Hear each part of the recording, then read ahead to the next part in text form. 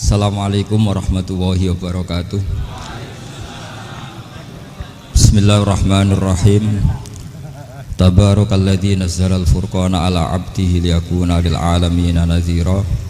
Allahumma shalli wa sallim ala sayyidina Maulana Muhammad wa ala alihi wa sahbihi asma'in. Nama ba'du. Semua pengurus PBNU yang saya hormati, semua habaib, semua ulama yang saya hormati, wabil khusus Kiai Haji Abdul Manan, Ketua Lembaga Dakwah PBNU, yang meskipun mondoknya hanya 3 bulan ini sebetulnya problem, sehingga saya kesini ini sebetulnya tidak pernah merasa ibadah. Ini bukan dakwah, ini show dakwah. Jadi yang namanya dakwah itu ya orang-orang di kampung nggak bisa ngaji, diajarin ngaji, seperti saya di Jogja, di Rembang. Kalau ini show dakwah, dan ini ada agak kesalahan karena mondoknya hanya 3 bulan. Jadi tidak bisa bedakan mana dakwah, mana show dakwah. Ini jelas show itu. Mungkin yang benar-benar dakwah yang sekarang sedang bikin masjid di pedalaman Kalimantan, pedalaman Sulawesi, atau saudara-saudara kita yang di Korea, saya kemarin di Korea, itu dakwah betul. Kalau ini agak-agak tontonan ya, tapi masih bagus lah melihat wajahnya habib ulama, itu ibadah. Tapi begini ya, yang jelas saya berharap sekali, saya diundang sekali ini saja, jangan diulang. Karena mencintai ulama itu baik, tapi ngatur ulama itu dosa. Ini murah. Jadi ini harus dicatat. Jadi Imam Malik itu kalau diundang tuh marah, meskipun yang undang tuh seorang raja zaman itu, Harun ar-Rasyid. Beliau minta supaya Imam Malik baca Muwatta di istana untuk anak-anaknya, padahal seorang presiden mau ngajari anak-anaknya. Imam Malik marah, masyhur gitu, al ilmu yu'ta la ya'ti, ilmu disowani, orang kok ilmu yang sowan. Di mana-mana timba itu ke sumur apa sumur yang ketimba? Timba ke sumur. Ini agak kecelakaan. Pakai air pump. Air pump katanya. Ini udah banyak air. Sehingga saya kata orang banyak itu di SK-kan PBNU, tapi itu tidak pernah saya pikir. Karena saya melakukan kebaikan itu sebelum dapat SK. Saya ngajar sebelum dapat SK, saya dakwah di mana-mana sebelum dapat apa? SK saya langsung minallahi ta'ala, dari Allah ta'ala. Jadi kalau PBNU niatnya ikrar bahwa orang yang sudah manfaat diangkat, itu saya terima. Tapi kalau merasa ngangkat saya, tak lawan di pengadilan. Karena saya sudah jadi kiai sebelum diangkat PBNU.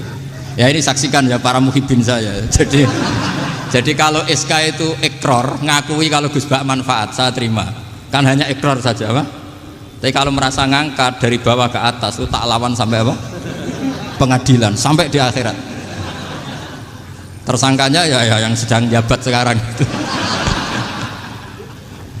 Tapi saya yakin enggak, Kiai Miftahul Ahyar itu orang alim, karena alumni Sidogiri dan menantunya Syekh Duki. Di antara gurunya itu pernah mbah mertua saya, karena istri saya orang Sidogiri. Beliau juga besanan sama keluarga Lasem, saya ini Durriyah Lasem. Pak Said Akil juga orang alim, mbah-mbahnya juga orang alim. Baru kemarin nyocokkan nasab sama saya. Buyut-buyutnya beliau itu adik buyut saya, pernah cocokkan sama saya. Gus, saya sama saya tua mana? Tua saya, buyut kamu adik buyut saya, kata saya gitu. Tapi saya tetap hormat sama beliau karena ya pernah sepuh umurnya setidaknya. Jadi saya ulang lagi, ngaji seperti ini itu sebetulnya lebih ke show, pertunjukan. Supaya pertunjukan ini tidak dosa, saya isi ngaji betulan. Tapi jangan diulang. Karena biasa ngaji rutin. Saya di Jogja tafsir Jalalain sudah juz 23. Pernah khatam hikam. Sekarang Nashihul Ibad separuh. Saya ngaji di Sidogiri Itkon, di Sarang Balaghatul Quran, di Hajen Lubul Usul, tapi sarahnya yang Thariqatul Husul, sarahnya Mbah Sahal Mahfud. Jadi baru di sini ngaji bersaing sama orang yang mondok berapa? 3 bulan. Ini masalah, masalah. Nggak boleh mondok itu harus buat tulis zaman. Tapi ya tidak apa-apa, mungkin laduni ya. Jadi kalau mondok cepet itu kemungkinannya apa? Laduni. Begini, tapi saya tertarik apa yang dikatakan Kiai Haji Abdul Manan tadi menyangkut kalimat tauhid. Saya ngaji di mana-mana bilang, kalau ngaji itu yang tahqiq itu detail. Detail itu bahasa Arabnya tahqiq. Jadi kita misalnya berpikir secara jernih, orang yang kafir 70 tahun itu pasti menjadi muslim karena melafadzkan la ilaha illallah. Dan itu bi ijma'il ulama. Semua ulama mengatakan demikian. Saya ulang lagi, itu bi ijma'il ulama. Karena mansus di Quran ada ayat kulil ladzina kafaru iyantahu yughfar lahum ma qad salaf. Kalau orang yang kafir 70 tahun bisa dihilangkan kekafirannya hanya dengan kalimat la ilaha illallah Muhammadur Rasulullah. Berarti kalimat ini statusnya apa? Penghilang kekafiran, apa? Penghilang kekafiran. Lalu ada kelompok yang mengatakan gara-gara kalimat la ilaha illallah dan pegang patok nisan itu orang menjadi kafir. Ini kan jadi paradok. Lafadz yang kita statuskan sebagai penghilang kekafiran dengan lafadz yang sama orang menjadi kafir. Itu nggak ketemu nalar. Mbok nalar paling apapun tetap nggak ketemu. Kecuali tadi ya dalilnya pokoknya ngotot tadi. Itu memang kacau itu. Tapi alhamdulillah mereka insya Allah ya sadar. Kamu jangan bayangkan mereka tidak sadar terus, berarti kamu doanya jelek. Bisa saja mereka sudah ingin sadar, berhubung digojlok ini terus nggak jadi sadar. Jadi jangan-jangan salah kita karena sering gojlok sehingga yang mau sadar jadi tidak apa? Nggak sadar. Saya tadi jam 10 sampai setengah 2 masih ngajar di pondok saya ngajar tafsir masih di Rembang sana saya. Terus saya ke Semarang Delalah Muyassar. Ya mungkin agak-agak keramat, jadi tetap jam 3:4 saya bisa ketemu Habib Umar Hafid. Saya beberapa menit ya diskusi tentang manhaj beliau, dan kebetulan saya sering belajar kitab beliau sama alumni-alumni Darul Mustafa. Meskipun saya tidak pernah ke sana, tapi saya tahu betul mazhab beliau karena al arwah junudun apa? Mujannada. Begini, saya sering dingetikani Mbah Mun, politik tidak jelas itu bagian dari kejelasan. Ini yang perlu dicatat. Jadi politik tidak jelas itu bagian dari apa? Kejelasan.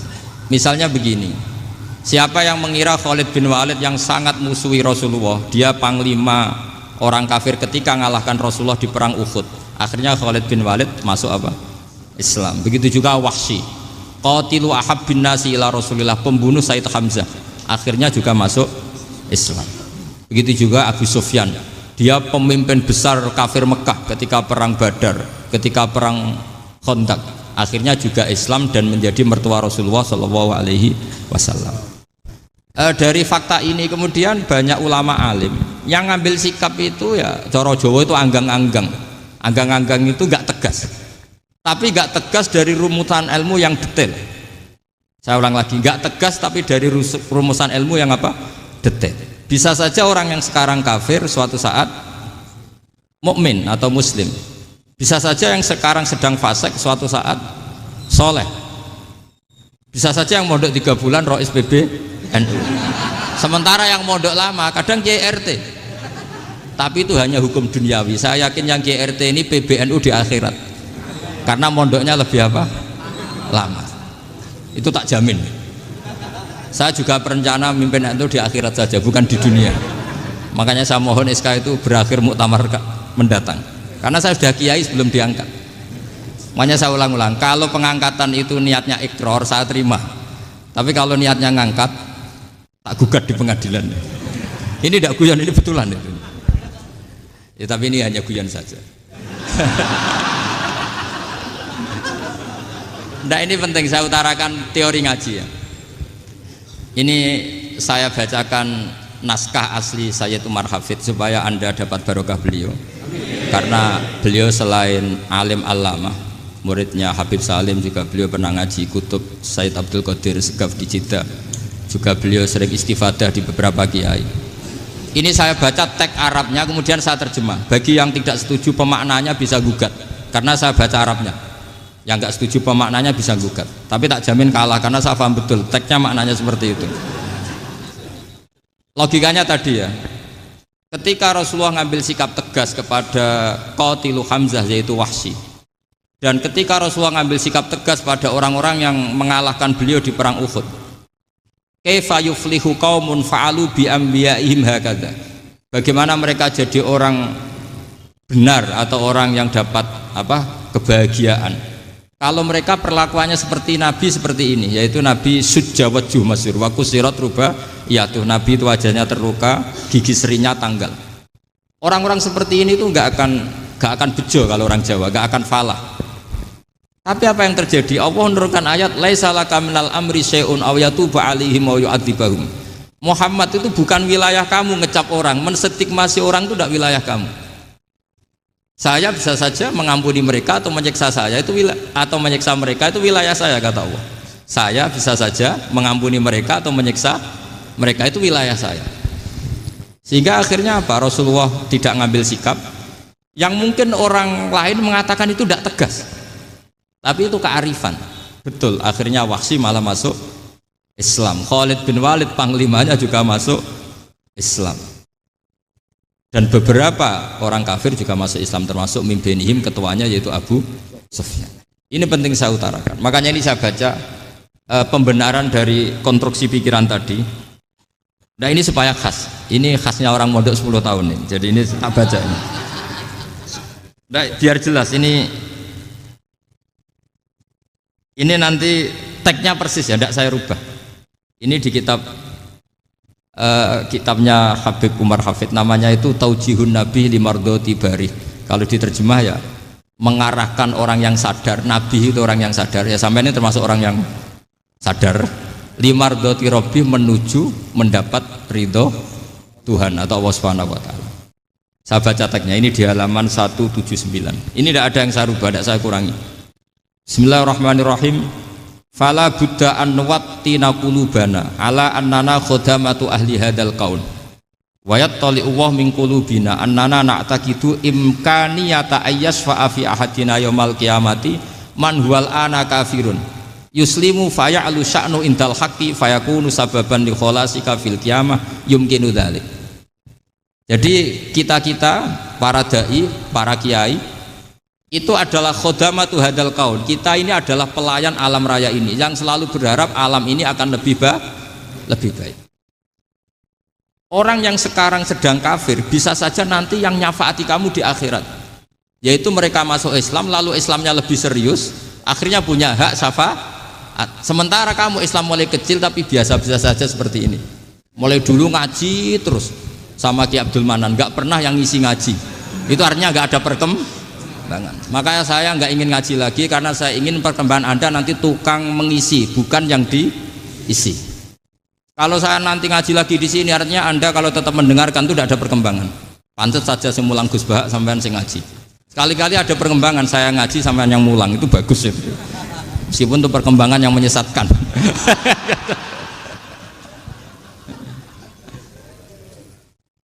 Ini penting saya utarakan. Ini dawuhnya Said Umar ya.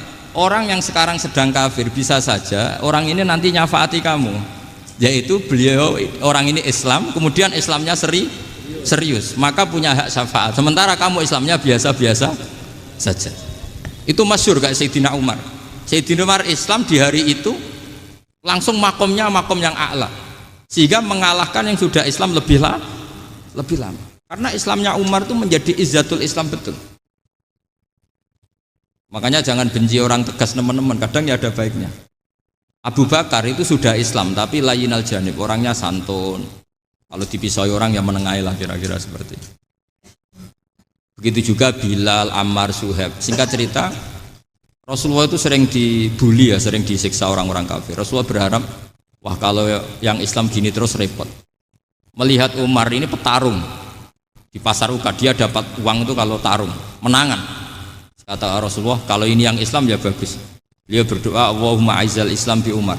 Itu kira-kira 2 hari dari doa beliau, Umar masuk Islam.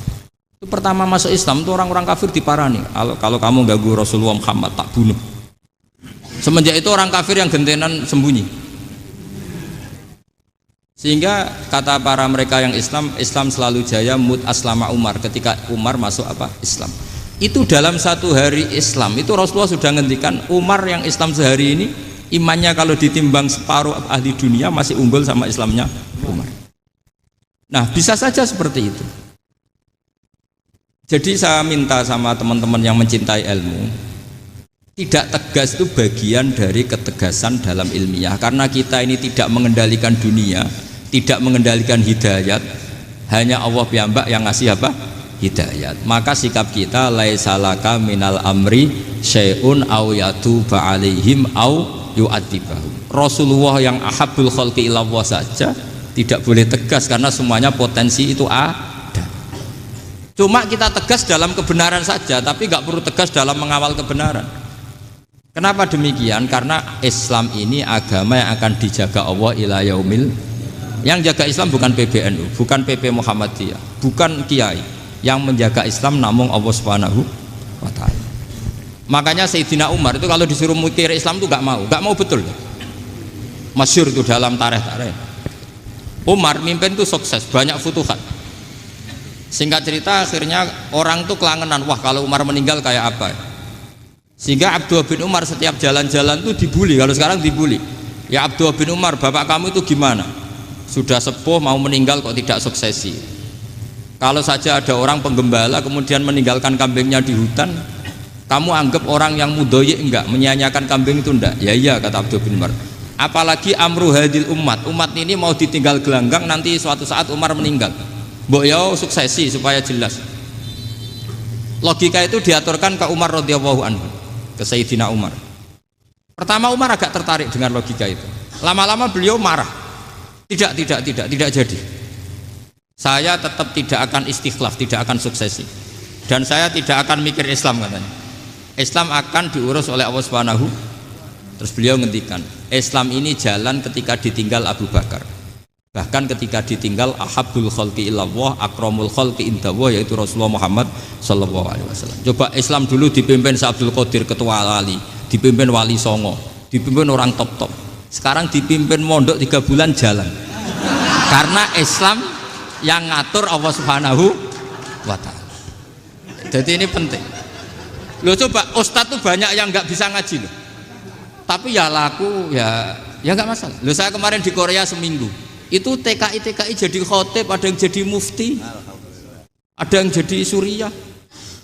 Itu ada yang di sana jadi suriah, pulang ke kampung angon kambing lagi. Loh itu teman saya kenal. Suriah Korea. Iya suriah Korea tapi. Artinya gini, bahkan masjid semua yang di Korea itu didirikan oleh TKI dan TKW. Mereka digerakkan Allah untuk mikir agama, karena agama ini milik Allah. TKI saja mikir. Makanya ini penting, yo dakwah tapi tauhidnya sing kenceng, jangan dakwah kenceng tauhidnya kendor. Itu bahaya betul. Saya ulang lagi ya, ini dawuh Habib Umar. Jadi kata beliau, fala budda an wattina kulubana, kita harus yakin seyakin-yakinnya bahwa semua kemungkinan itu mungkin. Makanya masyhur dalam tarikh ketika kafir Quraisy mau disiksa oleh para malaikat karena mereka sering menyakiti Nabi, kata Nabi gimana? Jangan. Saya berharap kalau bapaknya tidak mukmin, suatu saat anaknya mukmin. Masyhur dalam tarikh. Musuh Nabi besar siapa? Walid bin Mughirah. Punya anak Khalid bin Walid. Abu Lahab punya anak Darrah, itu mukminah yang baik. Abu Jahal punya anak Ikrimah, itu mukmin yang baik. Di Indonesia lebih hebat lagi. Bapaknya ra iso maca Quran, anaknya hafid. Bapaknya utun ra tamat SD, anaknya jadi dekan. Di Indonesia banyak orang nggak siapa-siapa, anaknya jadi presiden, anaknya jadi menteri. Artinya jangan karena bapaknya kafir kamu nganggap anak turunnya pasti selalu kafir. Teori itu sudah salah zaman Rasulullah. Yaitu Walid akhirnya punya anak Khalid, Abu Lahab punya anak Darrah, terus siapa? Abu Jahal punya anak siapa? Ini penting saya utarakan karena dakwah kalau terlalu semangat nanti kalau menghilangkan tauhid bahaya. Tetap innal huda. Uni Soviet kayak apa? Mengkooptasi negara-negara sekelilingnya sampai jadi Zuni. Tapi apa yang terjadi? Uni Soviet yang runtuh, persemakmurannya semua rata-rata jadi negara apa? Islam, kayak Uzbek, kayak Ceknya, kayak apa-apa. Karena agama ini diurus Allah. Sehingga kalau tapi kamu ngitmai agama nggak apa-apa. Makanya istilahnya Habib Umar khodamah itu pelayan, nggak apa-apa. Kita ngitmai agama itu nggak apa-apa. Dengan ngitmai terus mikir nggak apa-apa. Tapi jangan mikir yang merasa kalau kita mati, wah nanti agama ini kukut karena saya mati. Kamu itu siapa? Agama Islam ini tidak pernah dipasrahkan kamu. Diurus oleh Allah Subhanahu wa taala sendiri. Sehingga ketika Wali Songo meninggal, agama ini tambah kuat sampai sekarang. Kecil saya itu kalau pengajian susahnya bukan main, harus izin sana sini. Sekarang setiap pengajian polseknya datang, polresnya datang, nggak ada intel, nggak ada apa. Padahal kiai dulu sama kiai sekarang itu kira-kira alim mana? Alim kiai dulu. Mbah Hasyim Asy'ari itu ngarang kitab sampai dibaca di Yaman. Saya sering baca juga kitab beliau, Risalatu Ahli Sunnah wal Jamaah. Kiai sekarang mau terjemah aja kadang salah memahami. Tapi ya Islam tetap jalan karena Islam ini dikawal, dijaga oleh Allah Subhanahu wa taala. Maka kalau dalam cerita tarikh sirahnya Ibnu Ishaq itu, tauhid itu penting. Beliau cerita begini. Sayyid Abdullah itu namanya Abdullah bin Abdul Muthalib. Kita tahu kenangannya Rasulullah terbanyak itu bukan dengan Sayyid Abdullah tapi dengan Sayyid Abdul Muthalib, dengan mbahnya. Karena Nabi itu mulai kecil dirawat oleh siapa? Mbahnya. Yaitu yang disebut Nabi ketika 2 bulan kan abahnya sudah meninggal. Ya saya baca ya, pakai bahasa Arab biar jadi bid'ah.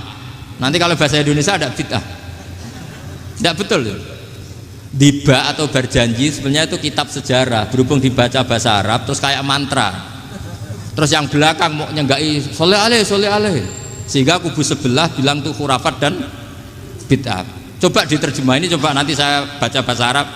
Walamma tamma min hamli syahroni ala masyuril aqwalil marwiyatu fiya bil madinati abuhu abdullah wa kana qad istaza bi akhwalihi bani adi minat taifatin najariyah wa makatha syahron saqiman yu'anu nasukmahu wasakwa. Terus di pojok sana bilang soleh aleh.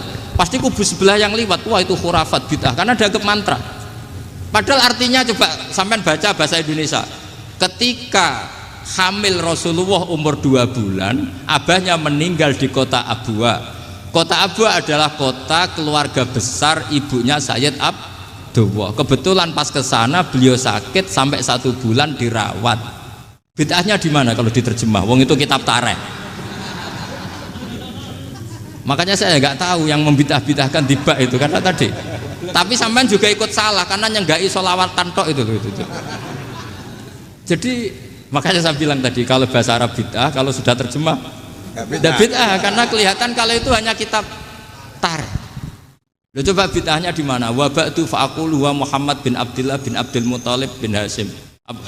Itu kalau diterjemahkan, kamu harus tahu siapa nama Muhammad. Muhammad punya abah siapa? Rasulullah Muhammad Abdullah. Punya abah siapa? Abdul Mut. Punya abah siapa? Hasyim. Coba baca gitu di kubu sebelah. Oh iya gitu. Berhubung kok baca bahasa Arab. Wa ba'du fa'aqulu wa Muhammad bin Abdullah bin Abdul Muthalib bin Hasyim. Jadi itu hanya salah baca saja. Maksudnya salah yang ngukumi, bukan salah yang baca, salah yang apa? Ngukumi. Sayyid Abdullah ini orang yang tauhidnya sangat kuat. Sayyid Abdul Muthalib lebih kuat lagi. Saya cerita sedikit betapa pentingnya tauhid. Ketika pasukan Abraha bawa pasukan gajah mau menyerang apa? Ka'bah. Itu sebelum menyerang itu semua aset-aset milik orang kafir Quraisy, milik orang Quraisy lah. Itu ditawan, diambil, termasuk milik Sayyid Abdul Muthalib, milik Abdul Muthalib. Terus ketika mau masuk Ka'bah, mau masuk Mekah, kata Abraha, man sayyidu hadal wadi, siapa yang kamu tuakan, yang kamu pertuan di sini? Oh, Abdul Muthalib. Abdul Muthalib itu dipanggil, itu auranya luar biasa. Abraha yang di tempat perkemahannya itu harus duduk di atas karena dia raja, itu duduk di atas gak berani, saking wibawanya Abdul Muthalib, ini mbahnya Rasulullah. Akhirnya Abraha bilang gini, saya duduk di bawah tidak mungkin karena saya raja, kamu duduk jejer saya tidak mungkin karena nanti umat saya kecewa karena raja kok disaingin gitu. Ya sudah, sambil berdiri-diri kita ngomong. Akhirnya Sayyid Abdul Muthalib tadi Diomongin gini, saya itu tidak ingin merusak orang-orang Mekah, orang-orang Quraisy. Saya hanya kecewa punya tempat ibadah dikencingi, diberakin sehingga saya mau merubuhkan Ka'bah. Tapi dengan damai, nggak ada perang. Apa jawabnya Abdul Muthalib? Lucu. Nggak apa-apa, Ka'bah kamu robohkan silakan, nggak apa-apa. Yang penting unta saya yang kamu sita kembalikan. Harta saya yang 100 unta kamu sita kamu kembalikan. Itu Abraha kagetnya bukan main. Kaget karena kamu itu pemimpin apa? Tadi saya hormat kamu karena kamu tak anggap orang hebat. Hadhil Ka'bah dinu abaika. Ini Ka'bah itu agama kamu. Pas saya hancurkan kok kamu tenang-tenang saja. Padahal pas mau saya hancurkan kamu tenang-tenang saja. Malah tanya unta kamu itu gimana? Apa jawabnya Abdul Muthalib? Inna lihadal baiti robban hamahu. Sebab Ka'bah itu ada yang punya dan pasti akan melindungi Ka'bah. Tapi kalau unta itu milik saya, ini urusan saya, ini unta. Jadi inna lihadal baiti robban hamahu itu tidak milik saya, itu ada yang punya. Ya sudah, biar yang punya aja yang jaga, itu tidak urusan saya. Akhirnya unta dikembalikan, aman deh, untung double. Terus akhirnya dia ke Ka'bah, fa'akhudha bi halaqatil bab, karena dulu apa itu halaqatil bab, karena dulu itu yang dipakai apa itu pegangan itu bentuknya apa, bulat, makanya diistilahkan halaqah apa, bulat. Kalau sekarang halaqah ilmiah itu seminar. Tidak. Halaqah dituburuhi lain lagi. Ya. Pegang terus bilang gini, kata Abdul Muthalib, ya Allah, Ka'bah ini mau dihancurkan oleh Abraha. Ka'bah ini milik kamu. Saya mau ke gunung, mau melihat apa yang kau lakukan terhadap orang yang mau merusak Ka'bah.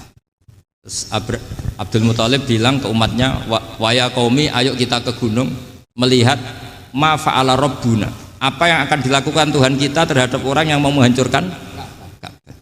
Jadi santai saja, santai. Terus Abdul Muthalib naik gunung sama orang-orang Quraisy. Abraha datang mau merusak Ka'bah, terus terjadi alam taro kaifa fa'ala rabbuka bi ashabil fil. Itu melihat, dan betul Ka'bah dijaga Allah. Islam juga gitu. Ketika Islam dikooptasi Uni Soviet, semua ulama, semua wali perasaannya hanya nunggu kehancuran Uni Soviet, karena pasti agama ini dijaga Allah. Saya setiap sholat, setiap munajat, ketika baca Rabbana lakal hamdu bil samawati wa mil'ul ardi. Dulu saya iskal itu janggal. Ya Allah, engkau zat yang layak dipuji, yang pujian itu memenuhi langit dan bumi. Pikiran saya kalau bumi ateis itu mujinya kayak apa? Tapi Masya Allah, ketika saya datang di Korea, bumi ateis, ternyata di sana banyak masjid, banyak tasbih, bahkan ada sakduna di sana. Karena Allah sudah ngendikan lakal hamdu mil'us samawati wa mil'ul ardi. Dan sekarang nyata, semua bumi ateis, bumi apa saja, ada tasbihnya, ada tahmidnya. Makanya sadaqallahul adzim ketika ngendikan sanurihim ayatina fil afaq walladzi arsala rasulahu bil huda dinil haqqi liyuzhirahu 'alad dini kulli. Makanya saya mohon sekali bahwa agama ini harus kamu khidmah. Tapi enggak boleh kamu pikir. Atau dibaliklah, khidmah maka memikir. Tapi tidak usah GR bahwa agama ini diserahkan sampean. Saya juga enggak ridho. Agama kok diurus orang-orang kayak gini, kayak apa nasibnya? Jadi ini penting, karena rata-rata kiai alim itu tidak jelas. Terus oleh orang-orang yang nggak pernah ngaji itu, wah ini nggak jelas, nggak tegas. Islam itu harus tegas. Maksudnya tegas itu kayak apa? Tegas itu di wilayah kita. Kalau istri kamu mau diperkosa orang itu boleh tegas, itu wilayah kamu.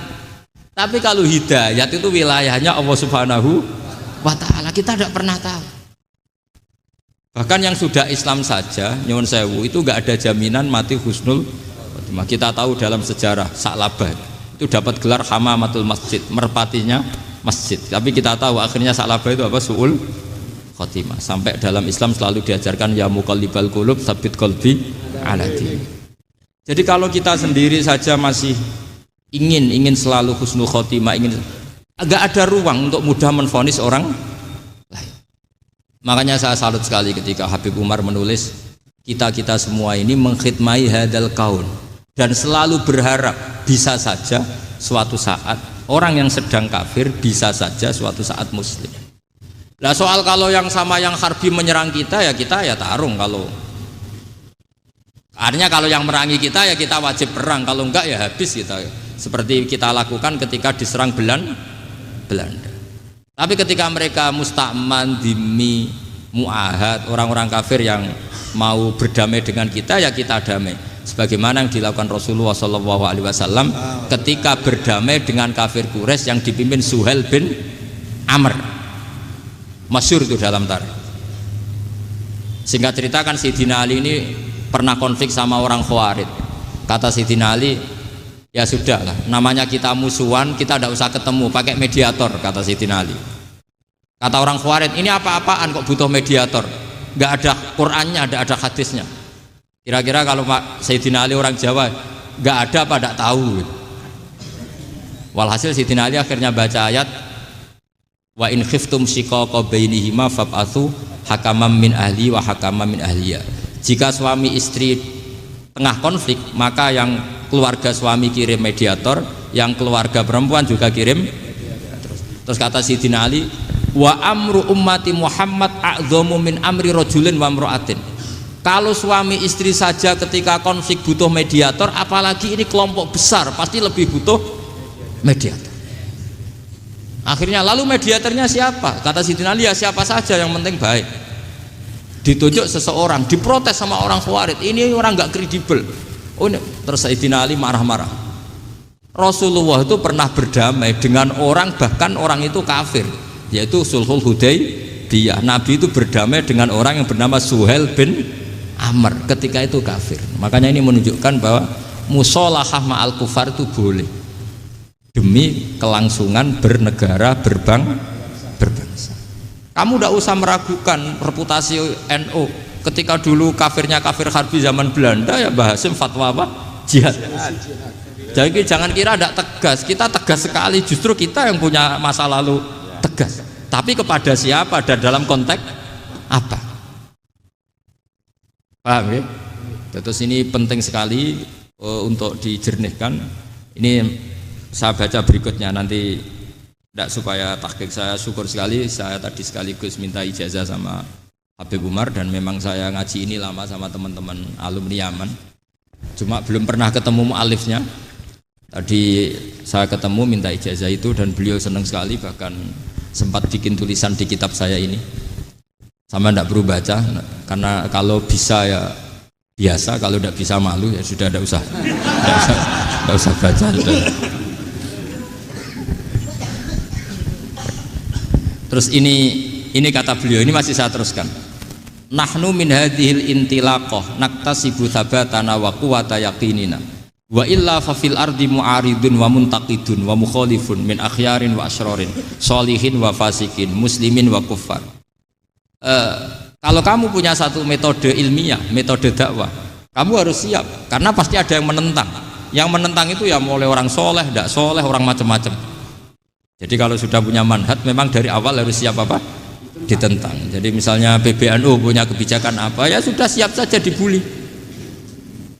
Itu pasti itu, karena nggak ada manusia semua suka, semua benci.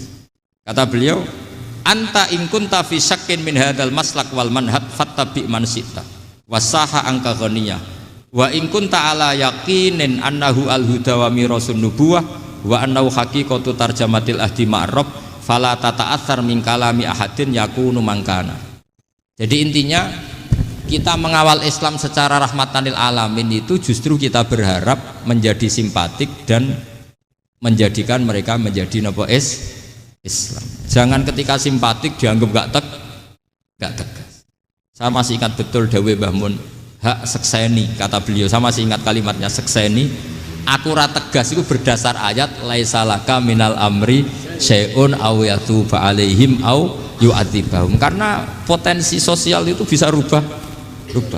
Orang yang sekarang kawan kamu bisa saja suatu saat jadi musuh. Yang sekarang musuh kamu bisa saja suatu saat jadi kawan. Terus kamu ngambil sikap tegas dalam sesuatu yang nggak stabil seperti ini, lalu tegas itu kan nggak pada tempatnya. Makanya yang seperti ini kata Allah pakai asa itu menawa.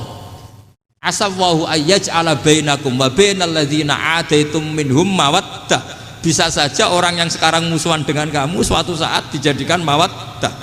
Kamu udah mawaddah itu saling mengasihi. Kamu udah usah tanya, wallahu qadir, kata Allah, karena Allah mampu. Jadi dalam hukum-hukum sosial Allah seringnya bilang apa? asa.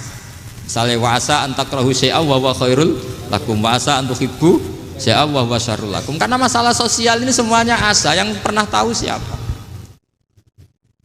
Bisa saja sekarang saya Rois Suriah, nanti SK-nya nggak turun lagi, tapi saya tidak apa-apa. Bisa saja nanti santri 10 tahun dipimpin 3 bulan, nggak apa-apa. Bolak-balik nggak apa-apa, saya tidak akan kecewa. Karena masya Allahu kana wa malam yasa lam yakun. Assalamualaikum warahmatullahi wabarakatuh.